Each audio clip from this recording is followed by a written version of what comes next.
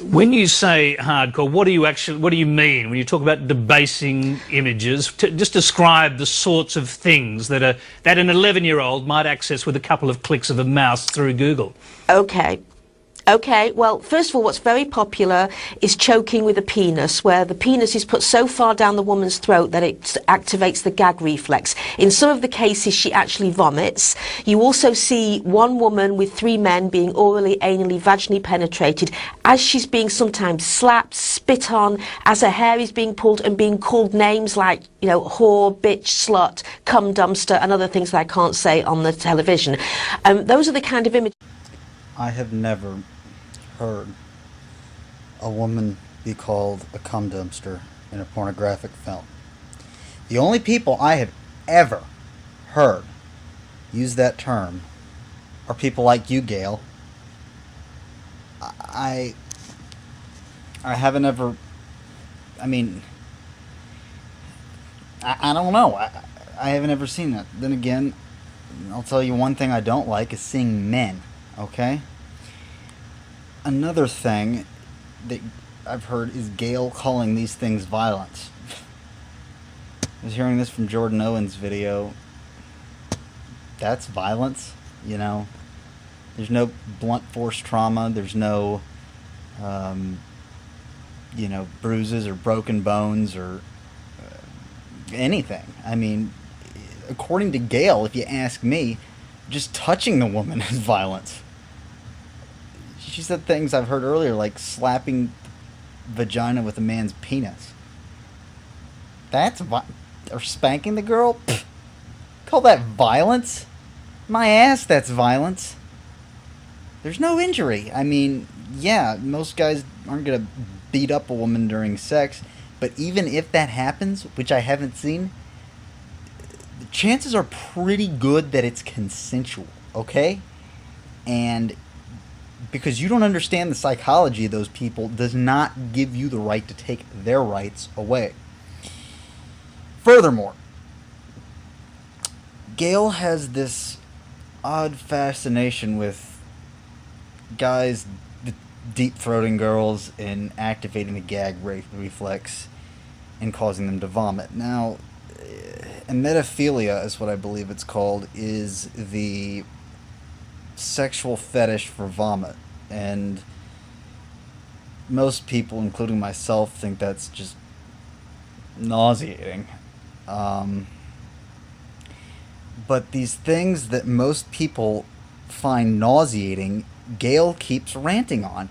I mean, it's like if someone just kept going about scat. I mean, who watches? Yeah, there are plenty of people who watch scat. But the majority of people think it's disgusting, and some people even puke when they see it. I mean, I know a guy who puked when he saw Two Girls, One Cup, you know? To call this, you know, mainstream is pretty far out there. I mean, most people do not find this sort of thing interesting. But yeah, there are people who do. And Gail, you don't have a right to take those people's rights away because you don't, I mean, clearly you don't understand what they're thinking. They do not get off to debasing the woman. I don't know what you think, Gail. I mean, I don't know. It's just so far out there. It's just weird. You also have this new thing called ATM, which is ass to mouth, which is where they put the penis into the anus of a woman and then straight into her mouth without washing. And what you're seeing now, what I've heard from the industry, is you're seeing women with fecal bacterial infections in their mouth thanks to that. First off, we're not, I wanted to say just, we're not even 4 minutes into the clip yet. Second off, Jordan Owen covered this real well in his video. You know, he just kept saying Gail has this real fascination with ATM. Of course, I think ATM is pretty weird. As I said, I don't like to see any guys, so ATM's totally not my thing. But yeah, Gail, you don't think that they do any camera work? A lot of editing? Yeah, and Jordan Owen was saying that they give whoever is getting it in the ass is going to get an anal douche because no one wants to see scat. Okay, just because they're into anal doesn't mean they want to see scat. You should watch his video if you want to see that. He covered it real well, and I'm not going to cover it real well, but watch his video. I'm not into anything anal. I'm not into, anything like that. So, just say, Gail, she clearly has a naive opinion or naive view that they don't do any camera work. That's probably a big part in most of them. I mean, most of the people there should know that it has health risks, but if they still choose to do it, that's their right. As long as they're not spreading disease, if you ask me, to other people, then it's not a problem. Is it? It seems to me from reading your book that what's happening is that the people who are viewing this are becoming so, and you're saying it's largely men, I take it, mostly men and obviously Absolutely. boys as well, from what you're saying, are becoming so desensitized to the images, they're sort of demanding worse and worse images, more brutal events to happen in front of them.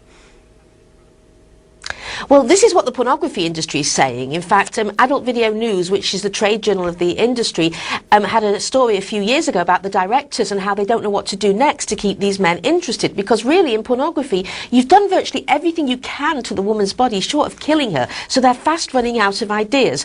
Now, study after study shows that the more men view pornography, the more they become desensitized. They get bored. It becomes banal. They need something higher, more and more sizzling in order to get them aroused. And what that is about is how much more you can debase the woman's body. So what you have now is a landscape of pornography that is based on hardcore debasing images which men are becoming more desensitized to.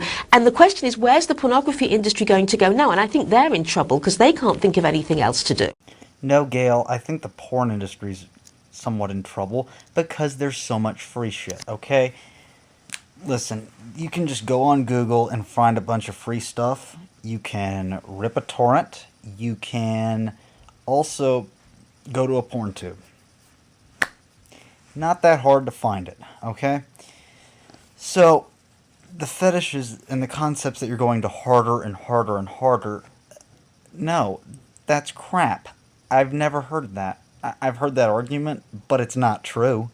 It's in no way true that you get desensitized to this, and then you want that, and then you want this, and then finally you're looking at kiddie porn. No, that's not true, okay? What your fetishes are what they are, and you're not going to get into anything just extreme unless it's like, yeah, true, the way people do get addicted to it is like, oh man, this is going to be gross, let's look at it, and then what do you know, they're addicted. But still, you don't have the right to take those people's rights away. And I don't think that what people get off to is debasing the woman all the time. There are some that do. People get off to humiliating other people. And people get off to being humiliated in a consensual way. Okay? So the girl is getting off to being humiliated as well. And hell, there are guys that get off, guys that are masochists, as we call them, and girls who are sadists. Okay? This is something you really fail to comprehend. And a lot of these people don't get off to debasing the woman. It's what it, I don't know what you're thinking, Gail. I mean, furthermore, if they do get off to debasing the woman, it's not really going to extend into their social life. People's sex lives are very, very different from their social lives.